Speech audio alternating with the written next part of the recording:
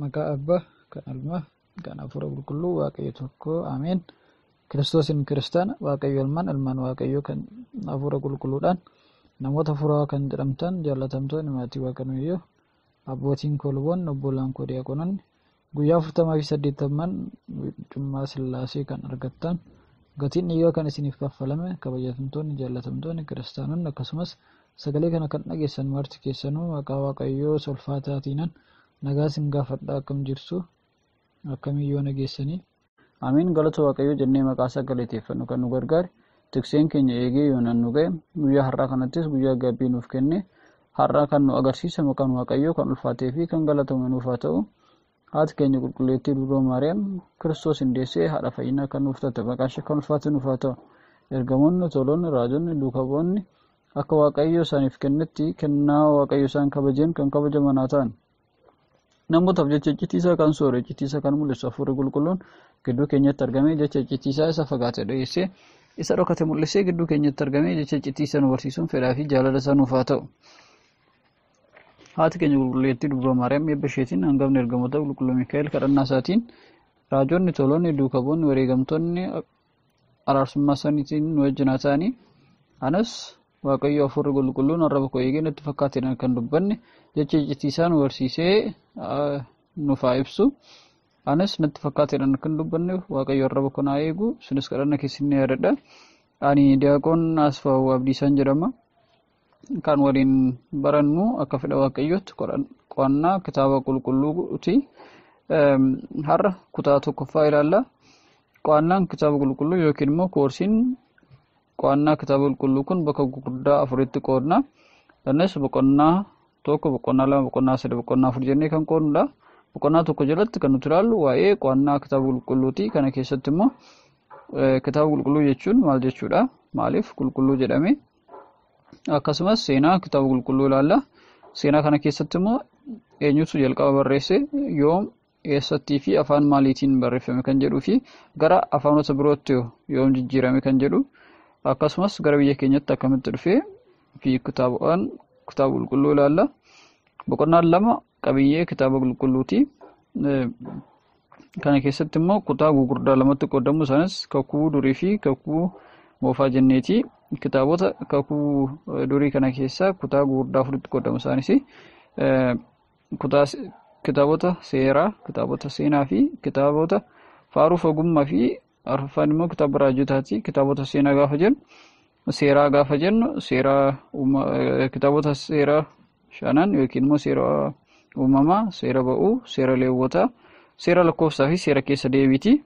Kitaabota seenaa gaafa jennu immoo kitaabota Iyyaasuu, Abbootii Murtii, kitaaba Ruut, kitaaba Saamu'eel 1-2, Mootota 1-2, kitaaba Oolmaa Baraa yookiin Seenaa Baraa 1-2, kadhannaa Minaasee, kitaaba Izraa, Naahimiyaa, Izraa Sutu'eel, Izraa 2, kitaaba Xoobiit, Yoodiit, Asteer, Maqaabiyaan, Yoosef, Kufaayee fi Henookidha.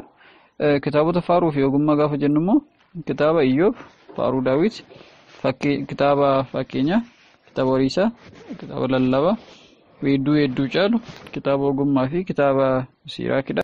Kitaaba raajotaa gaafa jennu immoo kitaaba raajii Isaayyaas, raajicha Ermiyaas, raajicha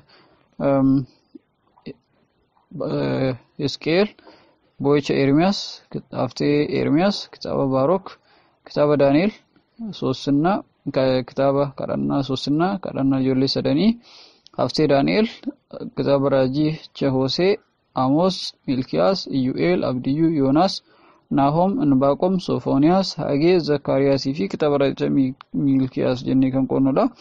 Kitaabotni kakuu haaraa immoo kutaa 5tti kan qoodamanidha. Isaanis kutaa Wangeelaa yookiin Misiraachoo kan jennuun kitaaba Misiraachoo kana keessatti Wangeela Maatiyos, Wangeela Maarqos, Luuqaas fi Yohaannis kan ilaalludha. Inni lamaffaan kutaa seenaati. Innis hojii duukaa bu'ootaa yookiin hojii ergamoota kan jennuun akkasumas sadaffaan immoo kutaa seeraa yookiin sirnaa kan jennuudha. Isaanis kitaabota sirnaa 8, kitaaba Abboommii, Mul'ataa yookiin Gitzuu, Abxelees, Sirna Tsiyoon, kitaaba Kakuu, kitaaba Diidiskiliyaa fi kitaaba Qalameentoosidha. Inni arfaffaan kutaa ergaa kan jennuunidha. Kana keessatti immoo ergaa qulqulluu Phaawulos, ergaa qulqulluu Phexros, Yohaannis, Yaaqoobii fi Yihuudaati. Inni dhumaa mul'ata Yohaannisiiti. Boqonnaa sadii keessatti immoo darbii darboo fi kitaabota dhalatoodha kan laallu. Darbii darboon maalidhanni, faayidaan isaa maalini, akkasumas faayidaa fi gosoota kitaabota dhalatoo ilaalla. Boqonnaa afur keessatti immoo kitaaba qulqulluu qo'achuu fi hiikuu kan jedhudha. Kana keessatti immoo mata duree gurguddoo sadiitu jiru. Isaanis qajeelfamoota qo'annaa kitaaba qulqulluu, aadaa kitaaba qulqulluu fi dhumarratti jechoota kitaabota qulqulluu tokko tokko hiikaa barbaachisan kan waliin ilaallu ta'a. Kana keessatti keessumaayyuu waa'ee hiikaa kitaaba qulqulluutiif kan gaaffii ta'an gaaffiilee hedduu kan keessatti deebisnu ta'a jechaadha. Har'a egaa kutaa jalqabaa ilaalla. Kutaa tokko kana keessatti boqonnaa tokko jalqabna. Innis qo'annaa kitaaba qulqulluu kan jedhudha jechaadha. Kana keessatti jalqabu kan nuti ilaallu kitaaba qulqulluu jechuun maal jechuudha kan jedhudha. Kitaaba qulqulluu jechuun egaa jechoota lamarraa kan uumamedha. Innis kitaaba kan jedhuu fi qulqulluu kan jedhudha. Kitaaba jechuun barreeffama maxxansa tokko jalatti walitti qabamedha. Maxxansa tokko jalatti barreeffamootni sassaabamaniitu qabaman kitaaba jennaani. Qulqulluu jechuun immoo kan kabajame, kan adda ta'e, kan fo'ame jechaadha. Kanaaf kitaaba qulqulluu jechuun barreeffama kabajamaa yookiin immoo kan adda ta'e, kan maxxansa tokko jalatti walitti qabame jechaadha. Kan adda ba'e, kan fo'ame kan jedhudha jechaadha. Kitaabni maxxansa tokko jalatti ba'ee adda ba'ee fo'ame tokko kitaaba qulqulluu jennaani. Karaa biraatiin kitaabni qulqulluun kitaaba hafuura qulqulluutiin ilmaan namootaaf kennamedha. Innis namootni akkaataa ittiin jireenya isaanii ittiin gaggeeffatan kan isaaniif ibsu kan namoota kanaaf kennamedha. Maaliif qulqulluu jedhamee kan jedhu gaafa ilaalu inni jalqabaa kan argamsiise Waaqayyo qulqulluu waan ta'eef kan inni qulqulluu jedhameef. Innis seera Lewwotaa boqonnaa 19 lakkoofsa 2 seera Lewwotaa boqonnaa 19 lakkoofsa 2 irratti akkas jedha. Ani Waaqni keessan qulqulluu akkuma ta'e isinis qulqulloota ta'aa jedhe. Ani Waaqni keessan qulqulluu akkuma ta'e isinis qulqulloota ta'a jedhe. Kanaafi kitaabni qulqulluu kan argamsiise sila Waaqayyo hafuura qulqulluutu namootaaf kenne jenneera.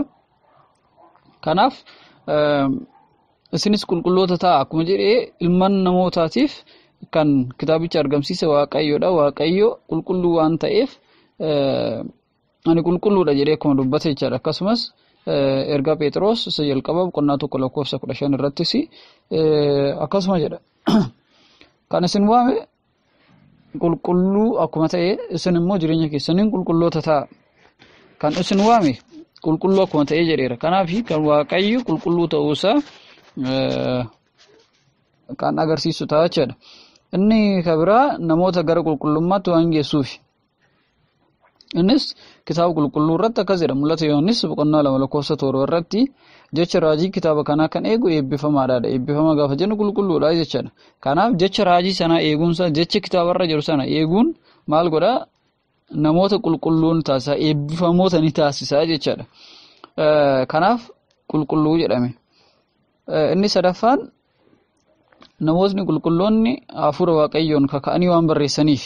Eenyutu barreesse? Namoota qulqullootatu barreesse. Kanaaf namootni qulqulloonni hafuura Waaqayyootiin kaka'anii waan barreessaniif qulqulluu jedhamanii jechaadha. Ergaa Phexros lammaffaa boqonnaa 1 lakkoofsa 21. Ergaa Phexros lammaffaa boqonnaa 1 lakkoofsa 21. Namoonni qulqulloonni hafuura Waaqayyootiin oofamanii dubbatanidha. Maal? Raajii sana kitaaba qulqulluu sana keessatti kan barreeffame sana. Kanaaf namootni qulqulloonni waan barreessaniif akkasumas gochawwan ilmi namaa osoo hin uumamin turan kan dubbatu waan ta'eef fakkeenyaa fi jalqaba kitaaba irratti kan barreeffame yoo ilaallu seera uumamaa boqonnaa 1 lakkoofsa 1 irratti jalqaba Waaqayyo samiif lafa uumee jedhe. Jecha kana gaafa barreessu Museen bira taa'eet Waaqayyo gaafa uumu taa'ee ilaaleet akkasitti uume jedhee utuu hin taane mul'atan kan isa dura ture. Abbootii isa dura kan ture. Addaam irraa eegalee utuu Addaam hin uumamin durallee wanta ture sun kan ibsuuf waan ta'eef ilmaan namootaa durirraa jalqabee hanga ammaatti kan jiru kan fuulduratti darbee jiraatullee kan ibsudha.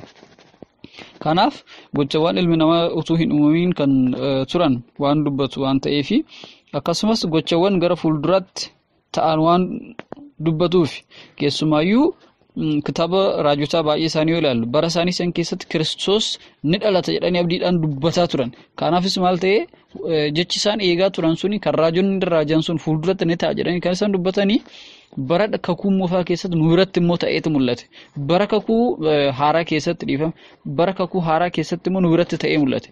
Bara kakuu haaraa kana keessatti immoo mul'ata Yohaannis baay'ina isaatii yoo ilaallu fuuldura keenyatti waa'ee dhufaatii Kiristoos addunyaan darbuu ishiitiin dura yeroo addunyaan dabartullee maal akka fakkaatu babal'inaan kan kaasee barreessedha.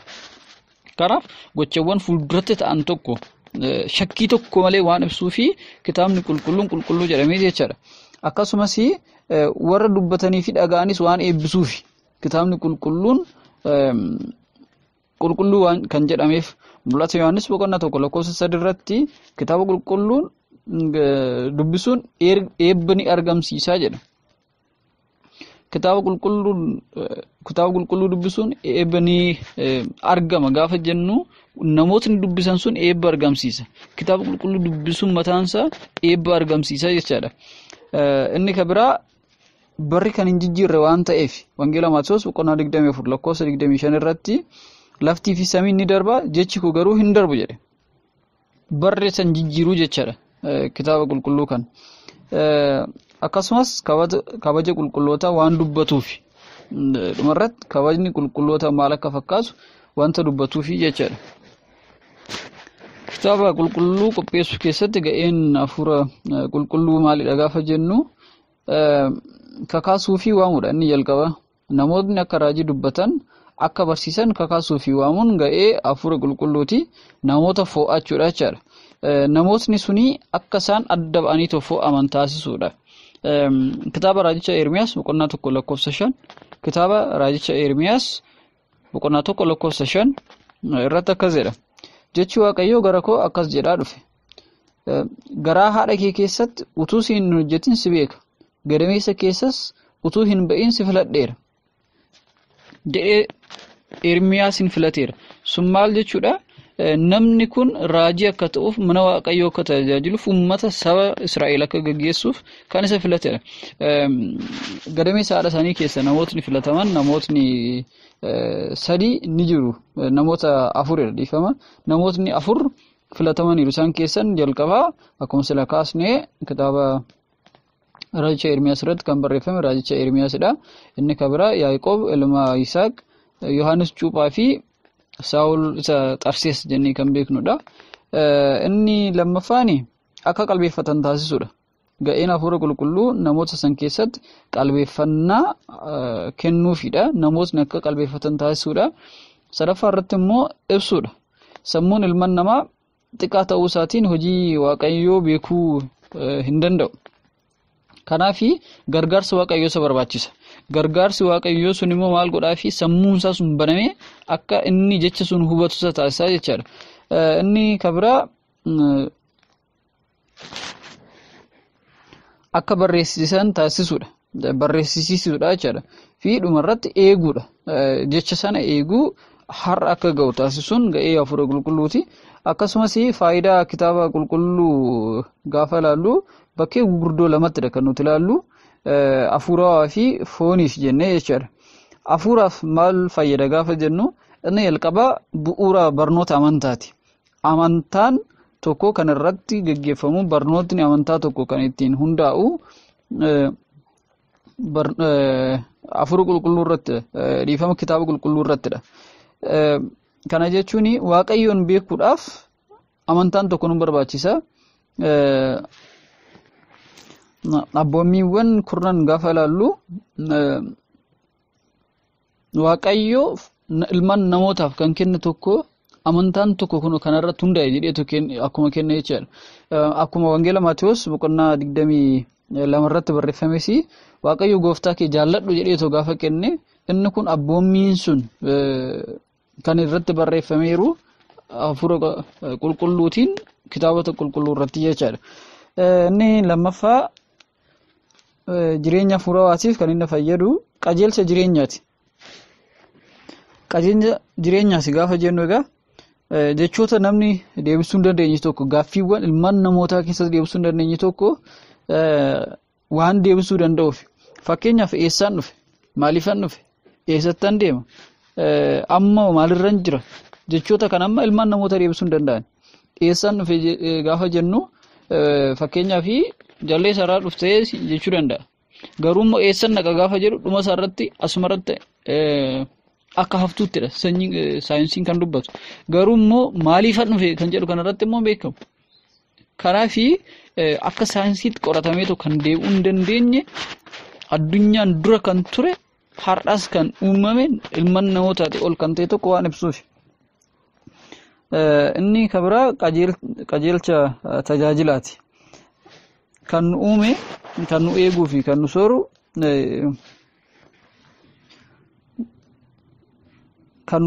kan nu sooru yakkinee yeroo kufnetti gatii du'aa kaffalaa kan nu fayyiseef waaqeffannaa qulqullootaaf immoo kabaja akka ittiin kennuuf tajaajila keenya kanaaf tajaajila har'a tajaajila jirru kanaaf illee qajeelcha kan nuuf ta'u kitaaba qulqulluuti. Akkasumas jireenyi foonii akka nama sirreeffamuuf kan taasisudha. Jireenyi foonii nama gaafa jennu namni tokko abboommii kitaaba qulqulluu keessa jiru kan utuu guutummaan guutuutti eegeeti kan addunyaan keenya irratti rakkatu waa'een lolaa waraanaa waa'ee olaantummaa seeraa haa kabajamu jennee kan iyyinu kuni walqixxummaan namoota haa kabajamu kan jennu kuni ilmaan namoota harka waaqayyootiin uumamuu isaanii hundumtiyyuu uumaa waaqaa harki waaqaa kan isaan uume ta'uusaa namootni hundumaaf immoo dhiigni kaffalamuusaa waaqayyo dhiigaan bittaa seetanaa jalaa baasuusaa kan utuu namni hundi hubatee walqixa ilaaleetii jireenyi foonii har'atti irra kan kun jiraatu jechaadha. Inni dhumarraa akka of qopheessinuuf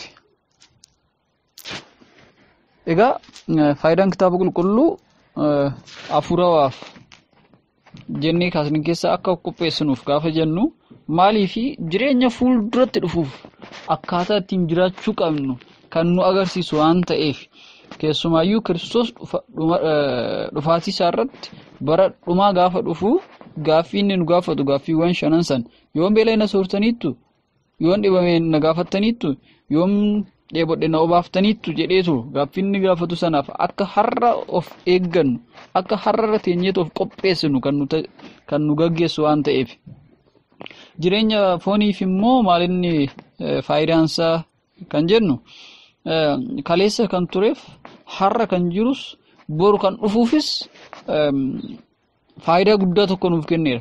Fakkeenyaaf seera uumamaa boqonnaa 6 lakkoofsa 14 irratti seera uumamaa boqonnaa 6 lakkoofsa 14 irratti akkas jedhee ture. Noohiif abboommiin tokko gaafa kennamuu fi gaafa inni akka adda ba'u taasifamu waaqayyo wajjin haala ittiin inni ittiin bahu sanas kenneefiiti kan inni isa gaggeesse. Keessumayyuu sirna doonii ittiin hojjetan yeroo sanatti dooniin suni namootni akka fayyaniif bishaan badiinsaa san jala akka isaan ba'aniif faayidaa guddaadha kan inni qabu ture. Faayidaa guddaa bira darbee garuu isa dirqama hanga ta'uttidha kan inni deemu. Badiinsa biyyattiin sun baddu jala baraaruudhaa fi dooniin sun ni barbaachisa ture. Kanaafis akkaataan sirni ittiin dooniin sun hojjetamu ilmaan namootaaf durseeti kan inni ittiin kennameef. Kana qofa miti. Akkaataa ittiin manni qulqullummaa ittiin hojjetamu Salamooniif ogummaan isaa kennamee ture. Seera ba'uu boqonnaa 36 lakkoofsa 1 irratti kan argannu jechaadha. Akkasumas fayyaadhaaf illee fayyaaf immoo maal akka fakkaatu kitaaba kuffaalee boqonnaa 10 lakkoofsa 7 kuffaalee boqonnaa 10 lakkoofsa 7 Isaayyaas boqonnaa 38 lakkoofsa 21 irratti immoo mootichi Hisqiyaas yeroo dhiitoon rukutame irratti kan barreeffameeru jechaadha. Isaan kuni fayyaa namootaatii fi waaqayyo furri qulqulluun akkaataa ittiin geggeessanii foon isaaniitiif kan ittiin kennedha. Bulchiinsa Musee gaafa ilaallu Museen uummata Israa'el sana haala kamiin kan inni geggeessitu deemsise gaafa jennu inni kun sirna bulchiinsa Museen fudhate sanarraa seeronni baay'een isaanii jijjiiramaa develop ta'a kan isaan dhufan jechuudha. Kanaaf seera ba'uu boqonnaa 32 lakkoofsa 32 irratti kan barreeffamee argannudha. Museen haala kamiin akkan uummata isaa sana geggeesse akkaataan ittiin geggeessuu isaa san kan namootaaf ilmaan namootaatiif fakkeenya ta'anii har'a kan kennameef sanallee kan nuti argannu seera Musee sanarraa. Qonnaafis gaafa ilaallu seera ba'uu boqonnaa 23 lakkoofsa 10 irratti kana gaafa ilaallu inni kun maalidhaan haala qonnaatiif ilmaan namoota sanaaf kan ittiin kenname foon isaanii sanaaf illee faayidaa akka inni qabudha jechuudha. Inni kabira haala urjiilee ittiin lakkaa'aman yookiin immoo kaalendarii kana keessumayyuu kitaabota Heenook gaafa ilaallu baay'een isaanii haala ittiin qorichi hojjetamu haala ittiin fayyinni namootaaf kennamu maal akka isaan fakkaatu kan namootaaf kennamedha jechuudha. Har'a guyyoota lakkoofnee kaalendarii kanadha jennee kan ittiin deemnu marsaa ji'ootaa fi urjiilee biiftuu kan ittiin ilaallee kan ittiin beekamu sana eessarraa dhufee maddi isaa mana kiristaanaa keessaa kitaaba qulqulluurraa kan inni argamee jechuudha. Egaa har'aa fi kutaan jalqabaa keenya karuma fakkaataa torbeettaanu qabiyyee kitaaba qulqulluu kan jedhu boqonnaa lama jalqabnaa yeroo taanutti boqonnaa lama jalqabnaa mee har'aa fi mata dureewwan baranne keessa akka yaadachuu dandeenyuuf keessumaayyuu waa'ee seensaa yoo dhiisnee boqonnaa tokko jalatti kitaabni qulqulluu maalidha jennee gaaffiiwwan kana deebisuuf yaala. Kitaabni qulqulluu maalidhanni maaliif immoo kitaabni qulqulluun qulqulluu jedhamuu danda'e kan jedhan sana of keessa deddeebisaati. Afurri qulqulluu ga'ee maaliiti kan inni qabu kitaabni qulqulluu akka barreeffamuuf afurri qulqulluu ga'eensa maalidhanni faayidaan kitaaba qulqulluu maalinni jireenya foonii fi jireenya hafuurawaatiif faayidaa maal qaba kan jedhu kana deebisuuf yaala. Waaqayyo abbaan keenya waaqayyo afurri qulqulluun gidduu keenyatti argamee yeroo keenya nuuf eebbisee akka waliin barannu hamma kana yeroo keenya nuuf eebbisee akka wal barsiifnu akka teenyee barannu kan nu gargaare ulfinnii fi galanni isaaf haa ta'u. Egaa yeroo taanutti boqonnaa lama eegallaa ayyaanni waaqayyo hunduma keenya wajjin nu haa ta'uti.